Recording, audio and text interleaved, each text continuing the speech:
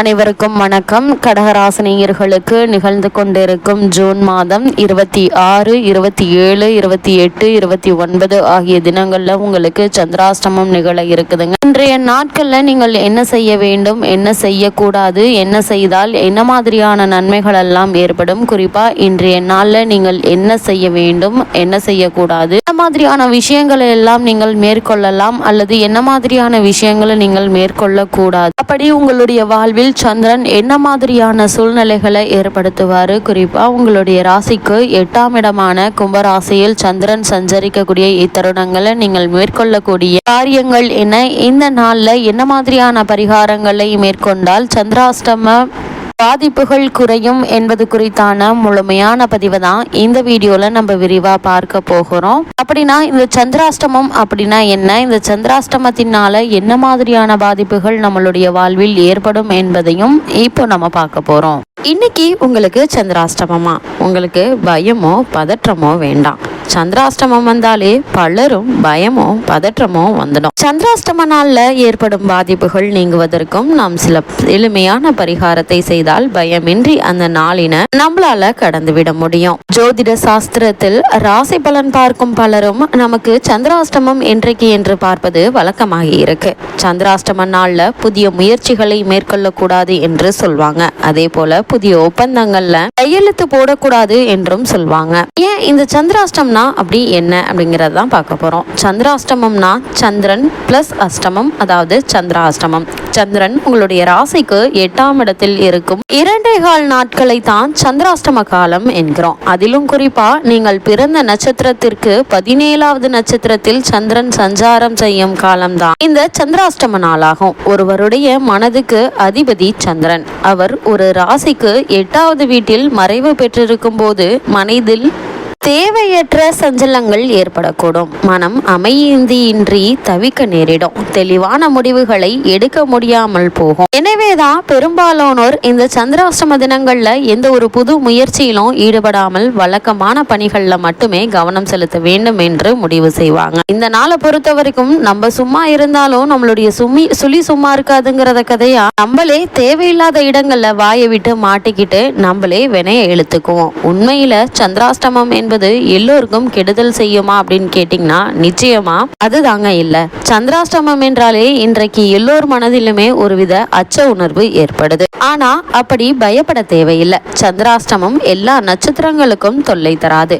குறிப்பா ரிஷபம் மற்றும் கடகராசியில் பிறந்தவர்களுக்கு சந்திராஷ்டமம் நல்லது மட்டுமே செய்யும் என்பது ஜோதிட சாஸ்திரத்தினுடைய விதியாகும். சந்திராஷ்டமம் என்பது ஒரு ராசியில இருந்து 8வது ராசியில் சந்திரன் சஞ்சரிக்கக்கூடிய காலம்தான். இத மிக சரியா குறிப்பிட்டு சொல்லணும் அப்படின்னா ஒரு நட்சத்திரக்கு 17வது நட்சத்திரத்தின் பாதத்துல சந்திரன் சஞ்சரிக்கும் போது அந்த நட்சத்திரத்துக்கு சந்திராஷ்டமம் வரும். உதாரணமா விருச்சக ராசியில் சந்திரன் சஞ்சரிக்கும் போது அந்த ராசி மேச ராசிக்கு 8வது ராசியா அமையுது. எனவே விருச்சக ராசியில் சந்திரன் இருக்கக்கூடிய இந்த 2.25 நாட்கள் மேச ராசிக்கு சந்திராஷ்டம நாளாகும். ஆனா மேச ராசியில் பிறந்தவர்கள் அனைவருக்கும் 2.25 நாள் சந்திராஷ்டமம் என்று சொல்லிவிட முடியாது. கரெக்டா துல்லியமா சொல்ல வேண்டும் அப்படின்னா மேச ராசியில் அஸ்வினி, பரணி, கிருத்திகை முதல் பாதம் என்று 3 நட்சத்திரங்கள் இடம்பெறுது. அதே போல விருச்சக ராசியில விசாகம் 4ஆம் பாதம், அனுஷம், கேட்டை ஆகிய நட்சத்திரங்கள் இடம்பெறுது.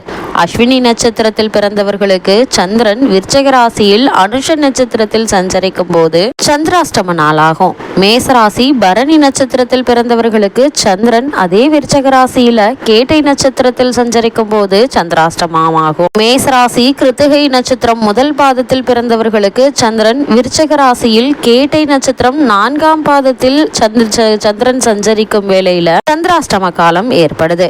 கிருத்திகை 2, 3, 4 ஆகிய பாதங்கள்ல பிறந்தவர்களுக்கு சந்திரன் மூல நட்சத்திரம் தனுசு ராசியில் சந்திரன் சஞ்சரிக்கும் வேளை சந்திராஷ்டம நாளா அமையுது. இந்த சந்திரனை பத்தி மற்றொரு விஷயத்தையும் குறிப்பிட வேணும். சந்திரன் மாத்ருகாரகன். எனவே ஒருவருக்கு சந்திராஷ்டம நாளில் தாயுடன் கருத்து வேறுபாடு, தாய் வழி உறவினர்களுடன் வீண் மனஸ்தாபம் போன்ற பலன்களும் ஏற்படும். ஜோதிட ரீதியா பொதுவாக ஒரு நாளுக்கு பலன் பார்க்கும் போது சந்திரனை நாம் கணக்கில் எடுத்துக்கொள்ள வேண்டும். அதனாலதான் ஜனன கால சந்திரனுக்கு கோல்சார சந்திரன் எந்த நிலையில் இருக்கிறாரோ அதை வைத்து முடிவு செய்கிறோம். கடகம் மற்றும் ரிஷபராசியில் பிறந்தவர்களுக்கு சந்திராஷ்டம நாள் கெடுதல் செய்யாது. காரணம் என்ன அப்படின்னா, கடகம் சந்திரனுடைய ஆட்சி பெறும் ராசி, அதே போல ரிஷபம் சந்திரன் உச்சம் பெறும் ராசி என்பதாலும் அந்த ராசிகள்ல பிறந்தவர்களுக்கு சந்திரன் நன்மையே செய்வாரு. அதே போல தன்னுடைய நட்சத்திரங்களான ரோகிணி, அஸ்தம், திருவோணம் நட்சத்திரங்களில் பிறந்தவர்களுக்கு சந்திராஷ்டம தினத்தில் நல்லது மட்டுமே நடக்கும். வளர்பிறையில் பிறந்தவர்களுக்கு சந்திராஷ்டம தினத்தில் நன்மை நடக்கும். அதனால சந்திராஷ்டமம் என்றால் எல்லோருக்கும் பாதிப்பு ஏற்படும் என்று சொல்ல முடியாது. சந்திராஷ்டம நாளில் விநாயகருக்கு பால் அபிஷேகம் செய்வது மிக மிக நல்லது. அம்மன் கோவிலுக்கு சென்று அர்ச்சனை செய்து வரலாம். சந்திராஷ்டம நாளில் எந்த ஒரு செயலை ஆரம்பிக்கும் முன்னும் குலதெய்வத்தையும் முன்னோர்களையும் இஷ்ட தெய்வத்தையும் வணங்கிவிட்டு ஆரம்பிப்பது நன்மை தரும்.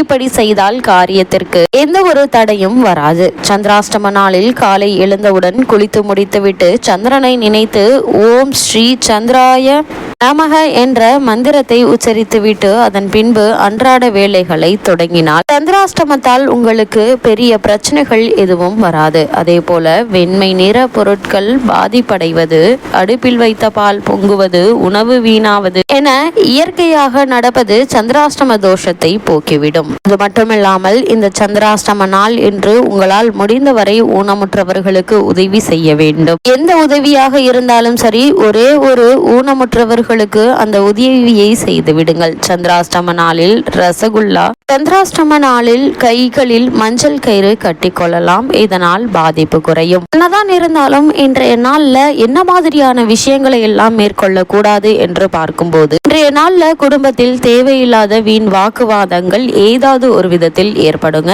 இது மாதிரியான நேரங்கள்ல நீங்கள் பொறுமையாகவும் நிதானமாகவும் அந்த சூழ்நிலையை கையாள்வது மிக மிக அவசியங்க.